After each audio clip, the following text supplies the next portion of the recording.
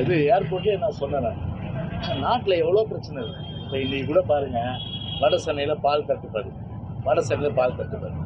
அதை பற்றி யாராவது பேசுகிறாங்களா சொல்லுங்கள்? யாரும் பேசல. வந்து அண்ணாமலை வந்தால் ஏடிஎம் ஜோதி பேசுகிறோம், ஏன்னா லைம் லைட்டில் இருக்கணும். அதுதான் அவருடைய எண்ணம். பேசிட்டு பால் தட்டுப்பாடு வட சென்னையில் இருக்குது, அது பாலே கிடைக்கல. இன்னும் வந்து 6% இப்போ வந்து மின்கட்டண உயர்வு ஏற்ற போகிறாங்க. பொதுமக்களும் வாக்காளர் யோசிக்கணும். இந்த 3 வருஷத்தில் கொலை, கொள்ளை, கற்பழிப்பு, ஆள் கடத்தல், கட்ட பஞ்சாயத்து, கஞ்சா, எல்லா விதமான நர்காட்டிக் ட்ரக்ஸும் சர்வமாக நடந்துச்சு. போலீஸுக்கும் பாதுகாப்பு இல்லை, ஆளுங்கட்சிகளுக்கும் பாதுகாப்பு இல்லை, யாருக்கும் பாதுகாப்பு இல்லை. இப்போ ஒரு நாள் மேலே அரை மணி நேரம் நான் வண்டியில் போகும்போது அரை மணி நேரத்தில் பெஞ்சது ராதாயம் சொல்ல, அப்படி இவ்வளோ தண்ணி எடுத்து நான் ஃபேஸ்புக்லேயே போட்டேன். பார்த்தீங்களா இல்லையா? ஃபேஸ்புக்லேயே போட்டேன். அரை மணி நேரத்துக்கு மழை தாங்கலை, 1 மணி நேரத்துக்கு மழை அடித்து, ஒரு நாள் ஃபுல்லாக மழை அடித்து, அங்கங்கே டிராஃபிக் ஜாம் ஆக. யாராவது பேசுகிறாங்களாங்க சொல்லுங்கள்? இல்லை, வேலை இல்லாத திண்டாட்டம் இருக்குது. 5 லட்சம் பேருக்கு வேலை கொடுக்குறேன் நீங்கள் இதில் அரசு உத்தியோகம், அதுக்கு நீ கொடுத்தீங்களா? சும்மா பப்ளிக் சர்வீஸ் கமிஷனில் வந்து கொஞ்சம் கொஞ்சமாக வந்து கால்ஃபர் பண்ணிவிட்டு அப்பாயின்மெண்ட்ஸை உடனே என்ன பண்ணுறது, ஒரு 5000 10,000 கால்ஃபர் பண்ணி முடிச்சிருக்கு. 5 லட்சம் 3 லட்சம் வேகன்சி இருக்குது. ஆனால் வருஷத்துக்கு 1 லட்சம் பேருக்கு வேலை வாய்ப்பு. சொத்து வரி, வீட்டு வரி, மின்சார கட்டணம் எல்லாம் உயர்ந்துச்சு. இதை மக்கள் யோசிக்கணும் சொல்லுங்கள். அப்போது இந்த விடியாத அரசுக்கு ஓட்டை அதிமுகவுக்கு போட்டு ஒரு பாடம் கற்றுக் கொடுக்கணும்னு நினச்சிருந்தா இப்போ புத்தி வரல, ஏற்றுவாங்களா கட்டணத்தை சொல்லுங்கள்? உடனே இப்போ பரிசு, வாக்களித்த மக்களுக்கு பரிசு, மின்சார கட்டணம் வரப்போகுது, இன்னும் நிறைய பரிசு வரும். அப்போ அந்த மாதிரி ஒரு யோசிக்கணும். பொதுமக்கள் நான் குறை சொல்ல, வாக்களிக்கிறதுக்கு முன்னாடி ஓட்டு போடுற யாருக்கு? தமிழ்நாட்டை சீரழிச்சோம்.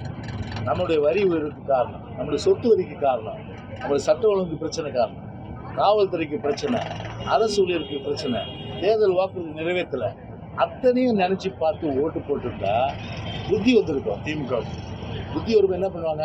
ஐயோ, இனிமேல் நாம் வந்து மக்கள் பிரச்சனை கவனம் செலுத்தணும், சட்ட ஒழுங்கை பாதுகாக்கணும், அந்த ஒரு அக்கறையாவது வரும். அப்புறம் வந்து இப்போ விளையாட்டுலாம் கூடாது அப்படின்ற மாதிரி ஒரு எண்ணம் வரும். இப்போ என்னாச்சு? திமிரு பிடிச்சிடும். திமுகவுக்கு திமிரு பிடிச்சிடும். இல்லைப்படா, மக்கள் என்ன பண்ணாலும் சரி, நம்ம பார்த்தோன்னா ஓட்டு போடுவாங்க. அந்த மமதை வந்துச்சுன்னா பாதிப்பு யாருக்கு சொல்லுங்கள்? மக்களுக்கு தான் பாதிப்பு, மக்களுக்கு தான் பாதிப்பு. ஒட்டுமொத்த சுமையை மக்கள் தலைவர். அப்போ ஒரு பாடத்தை கற்றுக் கொடுக்கணும்னா மாற்றி போடுறது ஓட்டை. அந்த தவறை வந்து மக்கள் வந்து செஞ்சுட்டாங்க. சென்னையில் உங்கள் களத்தில் இருக்கு 3 தொகுதிகளிலுமே வந்து இல்லை, அதுதான் சொல்கிறேனே. சென்னை பொறுத்தவரையில் பார்த்தீங்கன்னா அனைத்து அண்ணா திராவிட முன்னேற்ற கழகத்தை பொறுத்தவரை என்றைக்குமே வலுவாக, கட்சி அடிப்படையில் சொல்கிறேன், என்றைக்கும் ஒரு வலுவான இயக்கம். கட்சி ஓட்ட பொறுத்த எங்களுக்கு எல்லாமே விழுந்துச்சு. அது மாதிரி கூட இதில் சவுத் மெட்ராஸில் அண்ணாமலை நான் ஓடக்கம், நான் ஓடக்கத்தோடு தான் நான் பேசுகிறேன். நான் யாராவது நான் வந்து ஒரு தரக்குறைவாக பேசியிருக்கேன் என்றைக்காவது சொல்லுங்கள்? நான் தரக்குறைவாக பேசுகிற வழக்கு. ஆனால் நீங்கள் எப்படி வரீங்களோ அதே மாதிரி தான் நான் வரேன். என் தலைவர் யார்? புரட்சி தலைவர் திட்டினா நான் உங்களை திட்டாமல் இருக்க முடியுமா? இல்லை, என் புரட்சி தலைவர் அம்மாவை திட்டினா திட்டாமல் இருக்க முடியுமா? நீங்கள் அங்கே திட்டினா அவங்கள திட்டுவேன். அப்படி தான் என்னுடைய பண்பாடு, என் கட்சியுடைய பண்பாடு. ஸோ அந்த வகையில் தான் நான் உங்களை விமர்சனம் பண்ணுறேன். நீங்கள் அதை விட்டுட்டு நான் உடக்கால டெபாசிட் 1,78,000 ஓட்டு.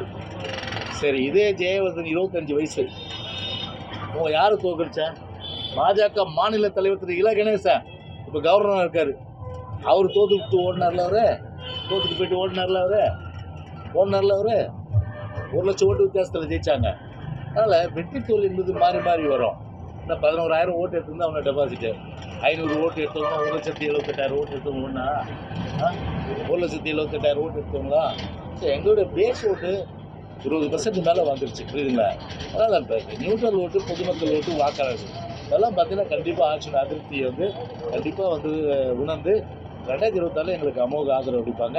பிஜேபியும் சரி, தமிழ்நாட்டில் இனிமேல் கால் ஊன்றுவது என்பது ஒரு நடக்காத விஷயம். எழுதிங்க. பாதகம் செய்பவரை கண்டால் நாம் பயங்கொள்ளலாகாது பாப்பா, மோதி மிதித்து விடு பாப்பா, அவர் முகத்தில் உமிழ்ந்து விடு பாப்பா. அண்மை செய்திகளை உடனுக்குடன் தெரிந்து கொள்ள இணைந்திருங்கள் இயம்நாடு தொலைக்காட்சியுடன்.